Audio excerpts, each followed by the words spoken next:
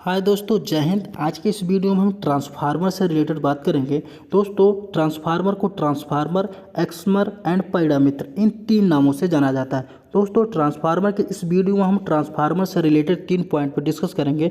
Point number 1 रहेगा कि transformer किसे कहते हैं। ओके, यह पॉइंट ट्रांसफार्मर के डिफिनेशन से रिलेटेड रहेगा। दूसरा पॉइंट रहेगा दोस्तों कि ट्रांसफार्मर कार्य कैसे करता है, इट्स मीन्स ट्रांसफार्मर वर्क कैसे करता है। तीसरा पॉइंट रहेगा दोस्तों कि ट्रांसफार्मर किस सिद्धांत पर कार्य करता है, मतलब इसका वर्किंग प्रिंसिपल क्या है। ओके दोस्तों, तो चलिए जो दोस्तों ज़्यादा देर नहीं करते हुए वीडियो को आगे बढ़ाते हैं, लेते हैं पॉइंट नंबर 1। दोस्तों, पॉइंट नंबर 1 जैसा कि ट्रांसफार्मर के डिफिनेशन से रिलेटेड है, तो दोस्तों यदि कोई इंटरव्यू में या आपको ट्रांसफार्मर के डिफिनेशन से रिलेटेड क्वेश्चन पूछ रहा है या आपके प्रोफेशनल लाइफ में कोई ट्रांसफार्मर डिफिनेशन से रिलेटेड क्वेश्चन पूछ रहा है, तो आपको बहुत सटीक और क्लियर जवाब आपको कैसे देना ये आपको हम बताते हैं। तो दोस्तों, यदि वह इंग्लिश में इंटरव्यू ले रहा है अगर इंटरव्यूअर, तो आपको इंग्लिश जवाब देना पड़ेगा। अगर हिंदी में इंटरव्यू ले रहा है तो आपको हिंदी में जवाब देना पड़ेगा। तो दोस्तों, हिंदी और इंग्लिश दोनों को हमको बताएंगे। तो चलिए आप लोग देखते हैं पहले इंग्लिश में कैसे बोलना है। तो आपको इंग्लिश में क्या बोलना है दोस्तों कि the transformer is a static device which transfer electric energy from one circuit to another circuit without changing power and frequency। इसका मतलब दोस्तों कि ट्रांसफार्मर एक स्टैटिक डिवाइस है। स्टैटिक डिवाइस का मतलब होता है दोस्तों स्थिर उपकरण। अब स्थिर उपकरण ट्रांसफार्मर को क्यों कहा जाता है? क्योंकि दोस्तों जो ट्रांसफार्मर होता है, ट्रांसफार्मर का जो प्रत्येक पार्ट होता है, जितने भी ट्रांसफार्मर पार्ट होते हैं, कोई भी पार्ट गति नहीं करता, प्रत्येक पार्ट स्थिर रहता है। इसलिए ट्रांसफार्मर को स्टैटिक डिवाइस यानी स्थिर उपकरण कहा जाता है। अब दूसरी लाइन में क्या लिखा है दोस्तों कि विच ट्रांसफर इलेक्ट्रिक एनर्जी, मतलब यह विद्युत ऊर्जा को from one circuit to another circuit, मतलब एक परिपथ से दूसरे परिपथ में without changing power and frequency, मतलब पावर एंड फ्रीक्वेंसी की मान में चेंजिंग किए बिना ही यह एक परिपथ से दूसरे परिपथ में विद्युत ऊर्जा को ट्रांसफर करता है। ओके दोस्तों, अब दोस्तों इसको हिंदी में आपको कैसे जवाब देना है, चलिए इसको बताते हैं। तो हिंदी में आपको बोलना है कि ट्रांसफार्मर एक स्थिर उपकरण है जो एक परिपथ से दूसरे परिपथ में पावर एंड फ्रीक्वेंसी के मान में चेंजिंग किए बिना ही, मतलब परिवर्तन किए बिना ही विद्युत ऊर्जा को स्थानांतरण करता है। ओके दोस्तों, अब दोस्तों इसमें एक टर्म आ रहा है कि पावर एंड फ्रीक्वेंसी के मान में चेंजिंग किए बिना है। तो इसको समझाते हैं आप दोस्तों, समझिएगा कि दोस्तों यदि मान लीजिए हमारा एक ट्रांसफार्मर है, ये मान लीजिए हमारी प्राइमरी साइड है और ये मान लीजिए हमारी सेकेंडरी साइड है। ओके, अब ट्रांसफार्मर हम वोल्टेज अप्लाई करेंगे तो प्राइमरी साइड में फ्लो होगी करंट। ओके दोस्तों, अब दोस्तों जो प्राइमरी साइड के वोल्टेज, प्राइमरी साइड के करंट को हम कैलकुलेशन करेंगे फार्मूले रख के, तो वहाँ हमको मिलेगा पावर। ओके दोस्तों, तो दोस्तों मान लीजिए हम कैलकुलेशन किए इस वोल्टेज और करंट का, तो हमको पावर मान लीजिए 500 kVA का मिला। ओके, पावर मान लीजिए 500 kVA का मिला दोस्तों। तो दोस्तों जो ट्रांसफार्मर होता है, जो प्राइमरी साइड का जो हमारा पावर है 500 kVA, यदि हम सेकेंडरी साइड का जो वोल्टेज और करंट का कैलकुलेशन करेंगे तो उस सिचुएशन में भी हमको जो पावर जो मिलेगी वो 500 kVA की ही पावर मिलेगी, हमारा पावर चेंज नहीं होगा। कहने में दोस्तों जब हम प्राइमरी साइड के पावर का कैलकुलेशन करेंगे उस सिचुएशन में भी हमको 500 kVA का ही पावर मिलेगा, और जो सेकेंडरी साइड में हम वोल्टेज और करंट की वैल्यू को रख करके पावर का कैलकुलेशन करेंगे उस सिचुएशन में भी हमको 500 kVA का ही पावर मिलेगा, पावर चेंज नहीं होगा। ओके, अब दोस्तों एक दूसरा टर्म है कि फ्रीक्वेंसी। फ्रीक्वेंसी की बात करें दोस्तों, जब हम प्राइमरी साइड में जो हम वोल्टेज जब अप्लाई करेंगे, जो तो हमारी वोल्टेज अप्लाई करने के कारण जो प्राइमरी साइड में जो हमारी करंट फ्लो होगी, यदि दोस्तों जो करंट फ्लो हो रही है यदि उसकी फ्रीक्वेंसी यदि 50 हर्ट्ज है, ओके, यदि प्राइमरी साइड की जो करंट की फ्रीक्वेंसी यदि 50 हर्ट्ज है, तो सेकेंडरी साइड में भी जो हमारी करंट फ्लो होगी उसकी भी फ्रीक्वेंसी 50 हर्ट्ज ही रहेगी, फ्रीक्वेंसी के मान में भी कोई चेंजिंग नहीं होगा। अब दोस्तों ट्रांसफार्मर की यदि वोल्टेज के अकॉर्डिंग बात करें तो यदि दोस्तों यदि स्टेप अप ट्रांसफार्मर, ओके, जब स्टेप अप ट्रांसफार्मर रहेगा दोस्तों तो क्या करेगा कि वोल्टेज को स्टेप अप करेगा, यानी वोल्टेज को वो बढ़ाएगा। ओके दोस्तों, तो दोस्तों यदि स्टेप अप ट्रांसफार्मर जो वोल्टेज को स्टेप अप करेगा, वोल्टेज को जब बढ़ाएगा तो सेम उसी फार्म में हमारी जो लोड करंट की कैपेसिटी है वो डिक्रीज हो जाएगी, मतलब लोड करंट की जो कैपेसिटी है वो घट जाएगी। ऐसा इसलिए होगा दोस्तों कि ट्रांसफार्मर जो प्राइमरी पावर और सेकेंडरी पावर में कोई चेंजिंग नहीं करता। ओके दोस्तों, जो हमारा पावर प्राइमरी साइड में रहेगा वही पावर हमको सेकेंडरी साइड में भी मिलेगा। इसलिए दोस्तों यदि स्टेप अप ट्रांसफार्मर है तो अगर ये वो वोल्टेज को बढ़ा रहा है तो सेम उसी फार्म में हमारी लोड करंट की जो कैपेसिटी है घट जाएगी। ओके दोस्तों, अब दोस्तों यदि हमारा कोई स्टेप डाउन ट्रांसफार्मर, ओके, तो स्टेप डाउन ट्रांसफार्मर जब वोल्टेज को घटाएगा, ओके, जब सेकेंडरी साइड में वोल्टेज को घटाएगा तो सेम उसी फार्म में हमारी जो सेकेंडरी में लोड करंट की कैपेसिटी है वह बढ़ जाएगी। ऐसा इसलिए होगा दोस्तों क्योंकि जो हमारा ट्रांसफार्मर है वो प्राइमरी साइड की पावर और सेकेंडरी साइड के पावर में कोई चेंजिंग नहीं करता है। ओके दोस्तों, अब बात करें दोस्तों यदि हमारा ट्रांसफार्मर आइसोलेशन टाइप का है, ओके, यदि आइसोलेशन ट्रांसफार्मर है तो इस सिचुएशन में क्या होगा दोस्तों कि जो ट्रांसफार्मर का प्राइमरी साइड का जो पावर है और सेकेंडरी साइड का जो पावर वो दोनों सेम रहेगा। और दोस्तों जो ट्रांसफार्मर की जो प्राइमरी बाइंडिंग है, यदि प्राइमरी बाइंडिंग की जो वोल्टेज है और प्राइमरी बाइंडिंग में जो हमारी करंट फ्लो हो रही है, सेम आइसोलेशन ट्रांसफार्मर क्या होगा कि हमको सेकेंडरी साइड में भी हमको वही वोल्टेज और वही करंट मिलेगा। ऐसा इसलिए होगा दोस्तों कि जो ट्रांसफार्मर का प्राइमरी साइड में जो बाइंडिंग रहेगी उसमें जितने टर्न होंगे सेम हमारी सेकेंडरी साइड में उतने टर्न होंगे। ये हमारा आइसोलेशन ट्रांसफार्मर में होता है। ओके दोस्तों, तो आइसोलेशन ट्रांसफार्मर में क्या होगा कि हमारा प्राइमरी पावर और सेकेंडरी पावर ये भी सेम रहता है। हमारा प्राइमरी साइड का वोल्टेज, प्राइमरी साइड की करंट और सेकेंडरी साइड का वोल्टेज, सेकेंडरी साइड का करंट भी हमारा सेम ही रहता है। ओके दोस्तों, अब इसको दोस्तों एक अलग एग्जांपल देकर समझाते हैं, इसको और अच्छे से समझिए। देखिए यहाँ पर एक हम नेम प्लेट लिए हैं। ये नेम प्लेट में देखिए दोस्तों, ये हमारा जो ट्रांसफार्मर है वो 2500 kVA का एक 3 फेज का ट्रांसफार्मर है। ओके, इसकी फ्रीक्वेंसी कितना है 60 हर्ट्ज है। इसके प्राइमरी साइड में वोल्टेज कितना है 13800 और सेकेंडरी साइड का वोल्टेज दोस्तों 420 है। प्राइमरी साइड की जो करंट इसमें है दोस्तों 104.6 और सेकेंडरी साइड में जो हमको करंट मिलेगी कितना है वो 3436.6 एम्पीयर की करंट मिलेगी। ओके दोस्तों, अब इसका हम देखते हैं कि पावर हमारा सेम कैसे होता है। तो दोस्तों पहले आपको एक टर्म बताते हैं, यदि पावर हमारा kVA में है, ओके, यदि हमारा पावर kVA में है तो दोस्तों हम फार्मूले में 1000 से मल्टीप्लाई करेंगे। ओके, यदि पावर हमारा MVA में रहेगा तो हमको जो फार्मूले में मल्टीप्लाई करना पड़ेगा वो 10 लाख से मल्टीप्लाई करना पड़ेगा। ओके दोस्तों, वो हमको फार्मूले में 10 लाख से मल्टीप्लाई करना पड़ेगा। अब दोस्तों ये हमारा पावर देखिए 2500 एक kVA में है तो हमको फार्मूले में 1000 से मल्टीप्लाई करना पड़ेगा। तो दोस्तों फार्मूला हमारा क्या होता है कि power equal to √3 into V into I divided by 1000। Okay दोस्तों, लेकिन हम प्राइमरी साइड का पावर कैलकुलेट कर रहे हैं तो प्राइमरी साइड का वोल्टेज और इंटू प्राइमरी साइड का करंट है, यहाँ पर इनपुट करेंगे। ओके दोस्तों, चलिए इसको इनपुट कर लेते हैं। अब दोस्तों √3 का मान रखेंगे 1.732 और उसके बाद प्राइमरी साइड का वोल्टेज 13800, प्राइमरी साइड की करंट 104.6 और उसमें 1000 से डिवाइड करेंगे क्योंकि पावर हमारा kVA में है।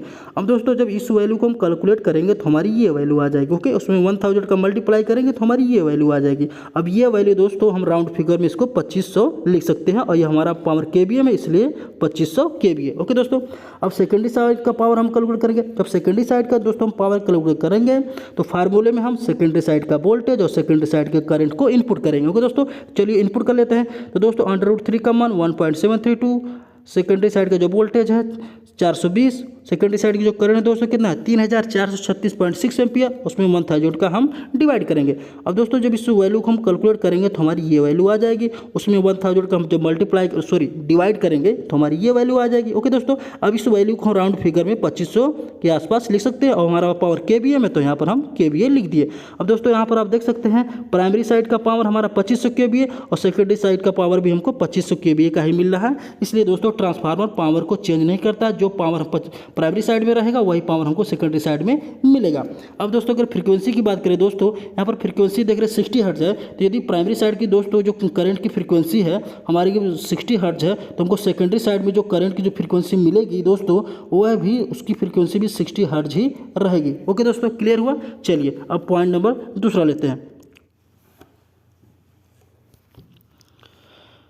दोस्तों पॉइंट नंबर 2 कि how to work a transformer, मतलब ट्रांसफार्मर कार्य कैसे करता है। दोस्तों ये एक सिंगल फेज का ट्रांसफार्मर है। फॉर एग्जांपल दोस्तों ये ट्रांसफार्मर हमारा 550 kVA का है। ओके, 550 kVA का है।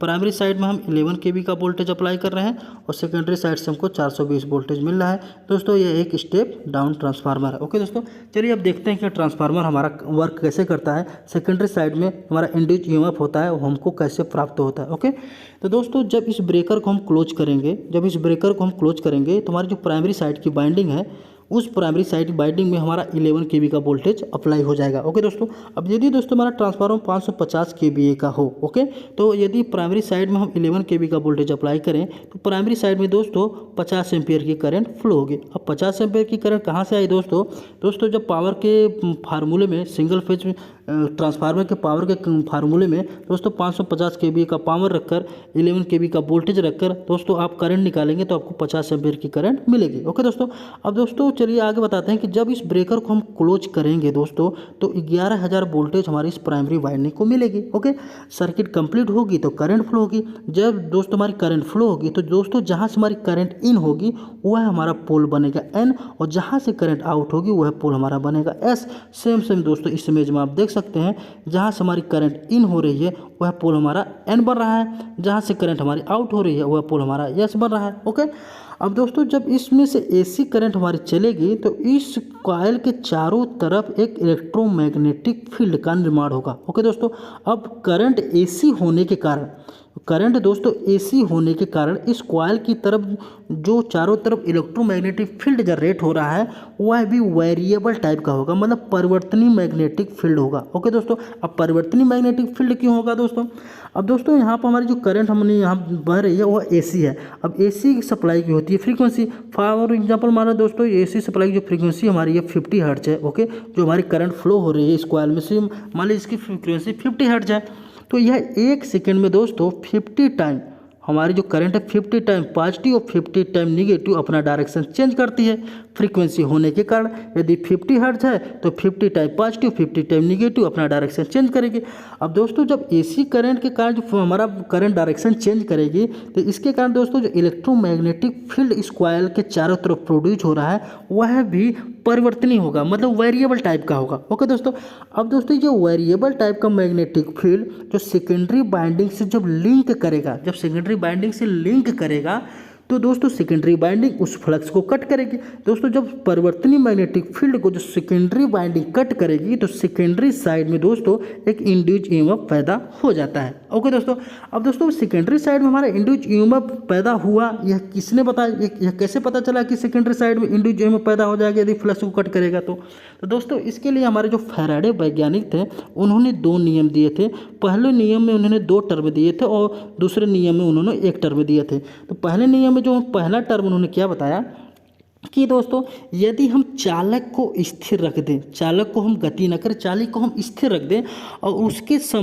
उसके समीप हम मैग्नेटिक फील्ड में परिवर्तन करें और परिवर्तन हुआ मैग्नेटिक फील्ड यदि चालक को कट करेगा तो चालक में इंड्यूस EMF पैदा हो जाएगा।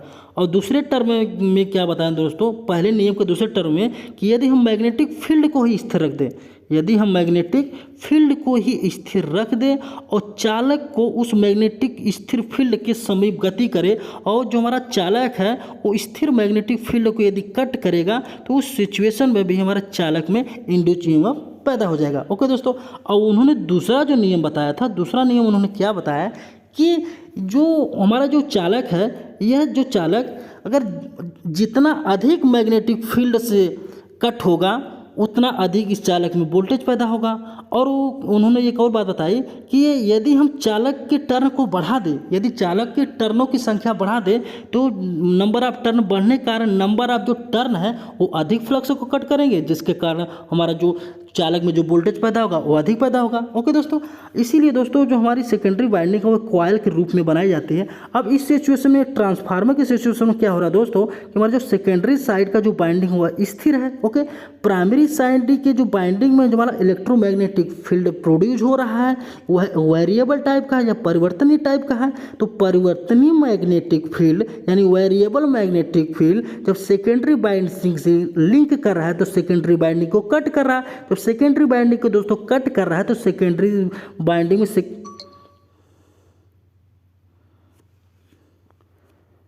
जब सेकेंडरी बाइंडिंग से लिंक कर रहा है तो दोस्तों सेकेंडरी साइड में इंड्यूस EMF पैदा हो जा रहा है। ओके दोस्तों, अब दोस्तों जब सेकेंडरी साइड के हम ब्रेकर को यहाँ पर हम क्लोज करेंगे तो सेकेंडरी साइड का ब्रेकर दोस्तों इस बस बार से कनेक्ट हो जाएगा और इस बस बार पे हम कनेक्ट किए हैं मोटर।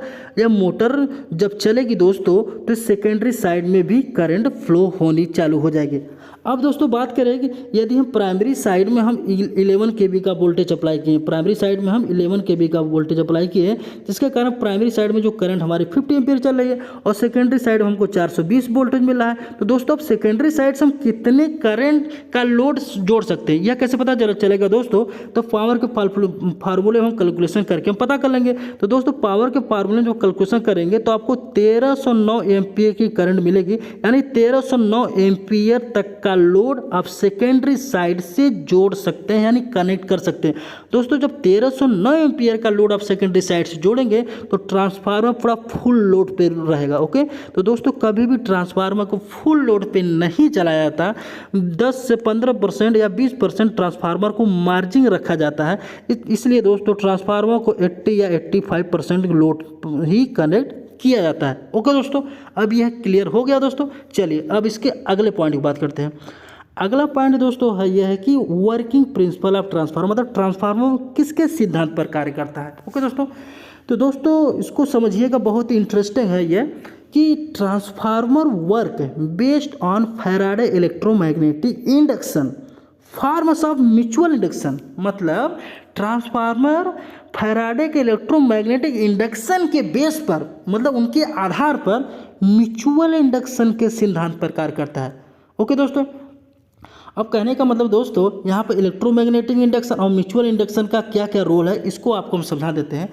दोस्तों जहाँ पर इंडक्शन क्रिया के कारण वोल्टेज पैदा होगा या कोई भी वर्क होगा, वहाँ पर फैराडे लॉ जरूर होगा। दोस्तों जो हमारा ट्रांसफार्मर है, इसमें हमारा इलेक्ट्रोमैग्नेटिक इंडक्शन के कारण हमारा सेकेंडरी साइड में वोल्टेज पैदा हो रहा है। लेकिन दोस्तों इसमें जो टर्म आ रहा है कि म्यूचुअल इंडक्शन क्यों आ रहा है, तो फिर इलेक्ट्रोमैग्नेटिक इंडक्शन ही रहना चाहिए, म्यूचुअल इंडक्शन क्यों आ रहा है, तो इसको आपको हम कंसेप्ट क्लियर करते हैं दोस्तों। अब दोस्तों देखिए, एक जो मोटर होती है, ओके, इस मोटर में क्या होता है, हम इलेक्ट्रिकल पावर देते हैं तो हमको शाफ्ट से दोस्तों मैकेनिकल पावर मिलता है। ओके, सिंपल है। उसी तरह दोस्तों जो जनरेटर के केस में क्या होता है, हम क्या करते हैं दोस्तों कि मैकेनिकल पावर अप्लाई करते हैं तो हमको इलेक्ट्रिकल पावर मिलता है। अब अल्टरनेटर के केस में क्या होता है दोस्तों कि हम मैकेनिकल पावर अप्लाई करते हैं तो हमको इलेक्ट्रिकल पावर मिलता है। ओके, लेकिन दोस्तों जो ट्रांसफार्मर के केस में क्या होता है, जब प्राइमरी बाइंडिंग में हम इलेक्ट्रिकल पावर देते हैं तो सेकेंडरी बाइंडिंग से भी हमको इलेक्ट्रिकल पावर ही मिलता है। मतलब प्राइमरी में हम इलेक्ट्रिकल देते हैं तो सेकेंडरी में भी हमको इलेक्ट्रिकल ही मिलता है। लेकिन और मोटर के केस में, जनरेटर के केस में, अल्टरनेटर के केस में ऐसा नहीं होता है। ओके, जबकि हमारा दोस्तों मोटर, जनरेटर, अल्टरनेटर सभी इलेक्ट्रोमैग्नेटिक इंडक्शन के सिद्धांत पर ही कार्य करते हैं। लेकिन दोस्तों ये ट्रांसफार्मर के केस में थोड़ा सा अलग हो जाता है। इसमें दोस्तों जो ट्रांसफार्मर की प्राइमरी बाइंडिंग और ट्रांसफार्मर की सेकेंडरी बाइंडिंग में इसमें पारस्परिक क्रिया होने के कारण दोस्तों कहा जाता है कि ट्रांसफार्मर म्यूचुअल इंडक्शन के सिद्धांत पर कार्य करता है। ओके, अब दोस्तों एक ऑटो ट्रांसफार्मर के बारे में आप जानते होंगे कि ऑटो ट्रांसफार्मर सेल्फ इंडक्शन के सिद्धांत पर काम करता है। अब सेल्फ इंडक्शन में क्या होता है दोस्तों कि जो ऑटो ट्रांसफार्मर होता है उसमें जो बाइंडिंग होती है, उस बाइंडिंग में इलेक्ट्रिकल सप्लाई दी जाती है और उसी बाइंडिंग से टर्न लेकर इलेक्ट्रिकल सप्लाई ली भी जाती है। इसलिए दोस्तों एक बाइंडिंग होने के कारण इसको कहा जाता है कि ऑटो ट्रांसफार्मर सेल्फ इंडक्शन के सिद्धांत पर कार्य करता है। ओके दोस्तों, तो क्लियर हुआ कि ट्रांसफार्मर म्यूचुअल इंडक्शन के सिद्धांत पर क्यों कार्य करता है, क्योंकि दोस्तों ट्रांसफार्मर के प्राइमरी बाइंडिंग में हम इलेक्ट्रिकल सप्लाई देते हैं और सेकेंडरी बाइंडिंग से हमको इलेक्ट्रिकल सप्लाई मिलता भी है और इसमें इंडक्शन की क्रिया होने के कारण इसको म्यूचुअल इंडक्शन के सिद्धांत पे कार्य करता है। ओके दोस्तों, क्लियर हुआ। तो दोस्तों यह था कुछ ट्रांसफार्मर से रिलेटेड टॉपिक। यदि दोस्तों ये आपको वीडियो पसंद आया हो तो प्लीज़ वीडियो को लाइक कीजिए और चैनल पे अगर नए विजिट किए तो प्लीज़ चैनल को सब्सक्राइब करके दोस्तों सपोर्ट कीजिए। दोस्तों धन्यवाद, जय हिंद।